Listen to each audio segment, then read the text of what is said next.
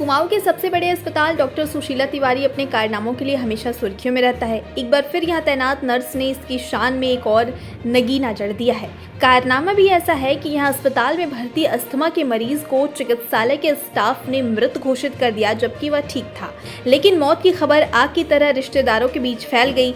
इस बीच जब बेटे से मिलकर रिश्तेदारों ने सांत्वना जताई तो सब हक्के बक्के रह गए, क्योंकि तब पता चला जिसके दुनिया से रुखसत होने का मातम मना रहे थे वह तो जिंदा है। इस खबर से रिश्तेदारों और परिजनों में सनसनी फैल गई, जिससे अस्पताल में काफी देर गहमा गहमी का माहौल बना रहा। दरअसल लामाचौड़ में रहने वाले एक बुजुर्ग को सांस की दिक्कत है, जिन्हें 3 सितंबर को डॉक्टर सुशीला तिवारी अस्पताल में भर्ती कराया गया। वहीं जब रविवार की रात को उसके रिश्तेदार हालचाल पूछने अस्पताल पहुंचे और अस्पताल में भर्ती मरीज के बारे में जानकारी ली तो स्टाफ नर्स ने मरीज की मौत हो जाने की जानकारी दी, जिस पर वह हक्के बक्के रह गए। उनसे मिलने आए और रिश्तेदारों ने बताया कि मरीज की मौत की खबर सुनकर वह भी सदमे में आ गए। इतने में मरीज का बेटा अस्पताल में नजर आया तो रिश्तेदार उससे मिलकर शोक संवेदना व्यक्त करने लगे। इधर ऐसा सुनकर मरीज का बेटा भी हतप्रभ रह गया और इस बात को खारिज करते हुए उसने बताया कि पिताजी तो ठीक हैं और एकदम स्वस्थ हैं। अब इधर इस बात से मरीज के रिश्तेदार नाराज हो गए और उनका पारा 7वें आसमान पर जा पहुंचा। उन्होंने चिकित्सा स्टाफ पर झूठी जानकारी देने की बात कहकर तमाम सवाल खड़े किए हैं। वहीं जो प्राचार्य डॉक्टर अरुण जोशी से इस पूरे मामले की जानकारी ली तो उन्होंने साफ कह दिया कि यह प्रकरण उनके संज्ञान में नहीं है और अगर इस तरह की हरकत चिकित्सा स्टाफ की तरफ से हुई है तो वही रटा रटाया जवाब की हम जांच कर उचित कार्रवाई करेंगे।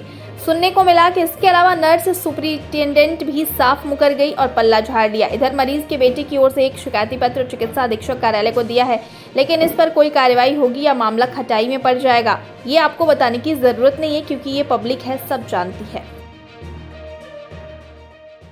हमारे जो घरवाली के भाई साहब बड़े वाले हैं हमारे जयपुर से, तो वो डॉक्टर सुशीला तिवारी में भर्ती है, जिन्हें सांस लेने में दिक्कत होती है। उसी के उसमें हम शाम को देखने आए 8:30 बजे। मैं मेरा भाई आया तो हमने चौथी उसमें गए मेडिसिन विभाग में, तो वहाँ आपने पूछा नर्स से तो मैडम कि ये नवीन चंद आर्य लामाचौड़ कहाँ पे हैं, कौन से वार्ड में, तो उनने हमें बताया कि वो नवीन चंद आर्य तो 3:27 में एक्सपायर हो गए, जिससे हमें कि दिल भी दुखा और हमें ऐसी घबराहट हुई कि अभी अभी ऐसा क्या हुआ। उतने में हमारे जो है कि उनके बड़े जेबू के लड़के पंकज हमारे वो सामने से आ रहे थे, उनकी मम्मी आ रही थी, तो हमने उनसे पूछा कि हाँ भाई क्या है, पापा कैसे हैं, तो उन्होंने कहा पापा के सामने भर्ती है।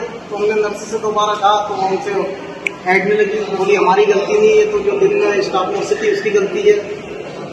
उसके बाद हम जोशी जी के पास गए, मैं और मेरे भाई साहब, उन्होंने उनसे वार्ता की। जोशी जी ने यह कहा कि सुबह एक एप्लीकेशन देना, ये तो बहुत दुख की बात है जो हमारा स्टाफ ऐसा कह रहा है।